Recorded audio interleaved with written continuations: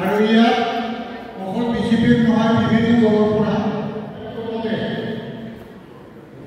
যিজন আজিৰে জইনিং কৰিবলৈ আহা লোকসকলৰ লগত অলপ আলোচনা কৰাৰ মাধ্যমতে আপোনালোকে আহিলে সেই মৰ্মে দুই আশাৰমান ক'বলৈ মই অনুৰোধ জনাম। ডাইৰেক্টলি চৰকাৰ ফোন নকৰাৰ কাৰণে আমি বিজেপিত কি কৈছোঁ, আমি অকলে খেলি আছোঁ আৰু ইয়াতে ইতিমধ্যে খাটান হৈ গ'ল যে BPFৰ গোটেই যোগদান হৈ আছে, বিজেপিৰ কাৰ্যকৰ্তা হওক বা BPFৰ কাৰ্যকৰ্তা হওক, আমি আমাৰ টীমটোৱে ভিতৰে ধুনীয়াকৈ গোটেই ঠাইত আমি জইন কৰি আছোঁ। সেইকাৰণে আপোনালোকক কৈছোঁ মই, আপোনালোকে আজি জইন কৰিব, জইন কৰাৰ পিছত কোনোবা বেলেগ মানুহ যদি আপোনালোকক কিবা কয় আপোনালোকে বিশ্বাস নকৰিব, আপোনালোকে ডাইৰেক্টলি জিলালৈ কণ্টেক্ট কৰিব। আমাৰ ধৰণী ডাঙৰীয়া আছে, আমাৰ ডিপ্টি দা আছে, পাৰ্টিৰ পিছত আহিব। কিবা যদি কোনোবা কয়, কিবা যদি মিল বেদ নহয়, আপোনালোকে ক'ব আমি আপোনালোকৰ পিছত সদায় আছোঁ। কাৰণ আপোনালোকে আমাৰ BPF দল আহিব, এটা আমি পৰিয়াল নিচিনা কাম কৰিম। আৰু আগন্তুক দিনত এই পৰিয়ালটো আমি অকল 2025 BDC নাজানো, আমি সেইটো মানে কাম কৰা নাই ৰাইজক। আপোনালোকে জইন কৰিছে, আপোনালোকক লৈ পেলাই সকলো লৈ পেলাই আমি ধুনীয়াকৈ সুন্দৰভাৱে এটা ডেভেলপমেণ্ট উন্নতি কাম কৰি যাম। আৰু এইখন জিকাৰ পিছত আমাৰ BPFৰ সভাপতি হাগা মিলা ডাঙৰ কৈছে যে এখেতে কি কৈছে গাঁৱে গাঁৱে যে আমি অকল BDC কাৰণে এম কৰা নাই, আমি BDC জিকি পেলাই আমি চৰকাৰ বনাই পেলাই 2026 যে এপ্ৰিলত যে বিধানসভা ইলেকশ্যন হ'ব গৈ আছে, 26 এপ্ৰিলত বিধানসভা ইলেকশ্যন হ'ব গৈ আছে, MLA ইলেকশ্যন।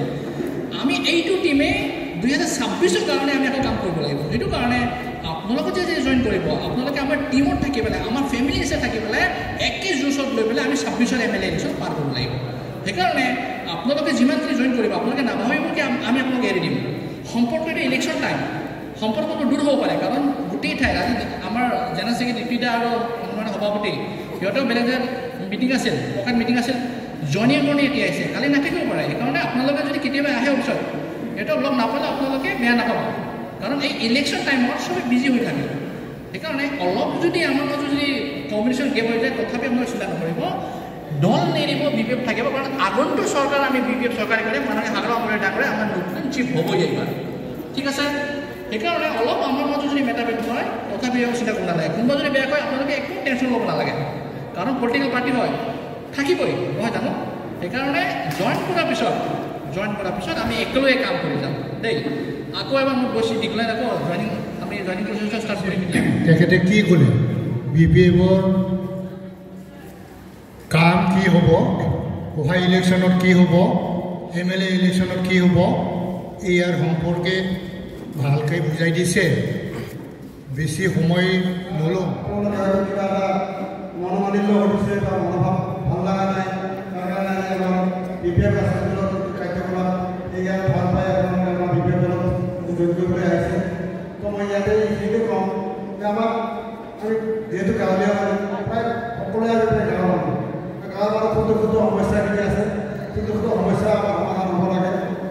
কোনোবা আয়ে ঘৰ পাব লাগে, অৰুণোদয় কিবা কিবি পাব লাগে, বিদ্যুৎ পাব লাগে, এইখিনিহে আমাৰ বিশেষ সমস্যা। তো এইখিনি সমস্যা আপোনালোকে আজি পাইছে যে যোৱা 5টা বছৰ যিখন চৰকাৰ থাকিলে, এই চৰকাৰখনে আমাক কি ধৰণে আমাক সহায় কৰিলে, আমাৰ কি ধৰণে আমাৰ এই অঞ্চলৰ উন্নতি কৰিলে, কি ধৰণে আমাৰ ৰাইজৰ কাৰণে কাম কৰিলে, এই কথাখিনি মই বৰ্ণনা নকৰিলে হ'ব, আপোনালোকে সকলোৱে পাইছে।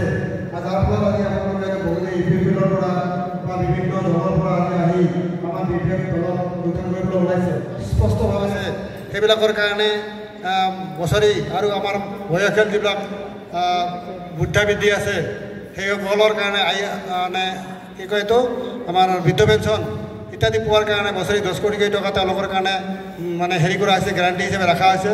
তো এইখিনি গোটেই সুবিধাখিনি দিয়া হৈছে। তো মই ভাবোঁ আমাৰ অনাগত সময়ত যদি BDC চৰকাৰত আমাৰ BPF দলে হৈছে, তো তেতিয়া এই পৰৱৰ্তী সময়ত আমি এই গোটেইখিনি আমাৰ ৰাইজৰ কাৰণে আমাৰ এই যিখিনি গ্যাৰাণ্টি দিয়া হৈছে এইখিনি আপোনালোকে হয়তো ভগাভোগ কৰিব পাৰিব। এইখিনি পইচা কোনো ধৰণৰ আমাৰ লোন আকাৰে নহয়, এইখিনি এককালীন হিচাপে দিয়া হ'ব, সেইখিনি স্পষ্ট ৰাখক। আমাক বিশেষকৈ আমাৰ বিশেষ দৰকাৰ হৈছে মাটিৰ পাট্টা, এইটোৱে আমাৰ 1 নম্বৰ। তো মই বেছি দীঘলীয়া নকওঁ, আপোনালোকে বহুত আশা কৰি আছে আৰু আপোনালোকে সঁচাকৈ আত্মবিশ্বাস উপকৃত হ'ব পাৰিব। আৰু এই 5 বছৰত আপোনালোকে যি ধৰণে প্ৰবঞ্চনা যাতনা ভুগিলে, বিধায়ক দলৰ পৰা মই দলৰ নামেই নকওঁ, আমাক শিৱনাথ বৰ্মন ডাঙৰীয়াই কৈছে যে আমি কাকো সমালোচনা নকৰোঁ।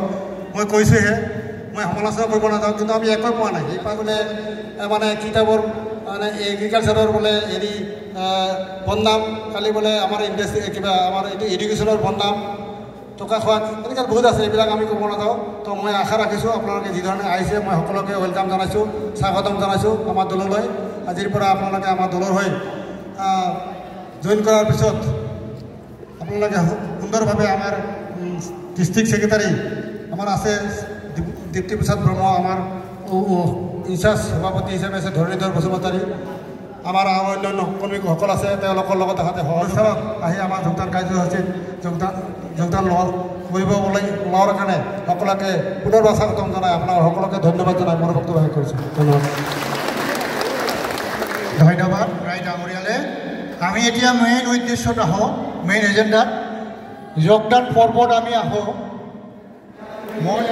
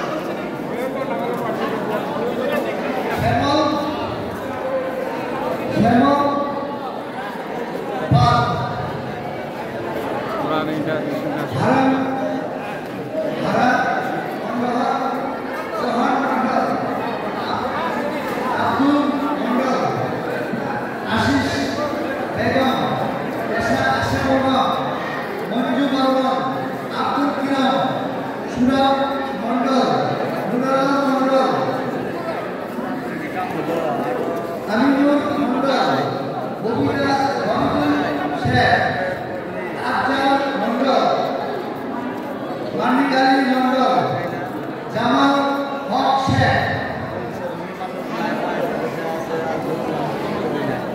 ওয়েস্ট কাশ্মীর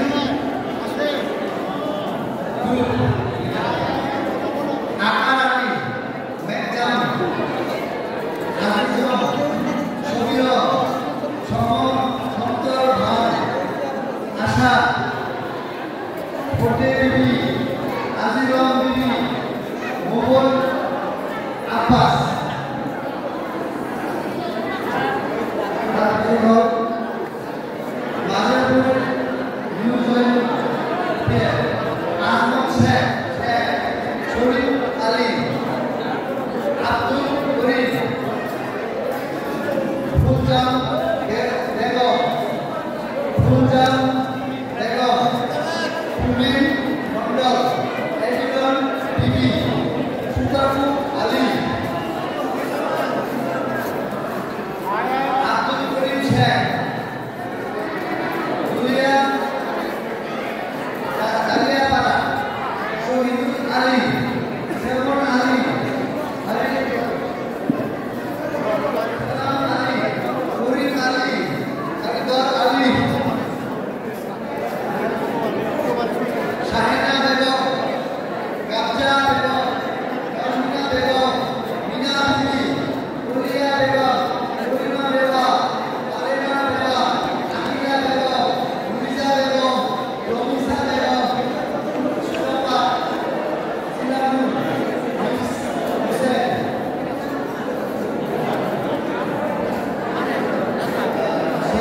শামিমুল ইসলাম, সুহেল শেখ,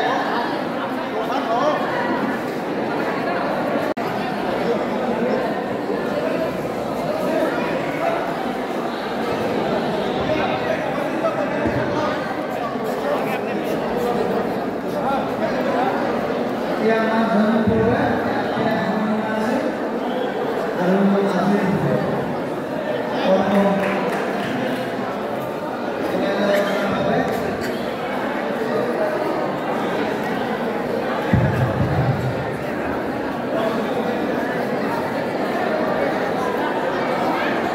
আজকে বিপিএফের সদস্য হইল তো সেই জন্য আপনারা ওইটা গ্রহণ করতে চায় আগামী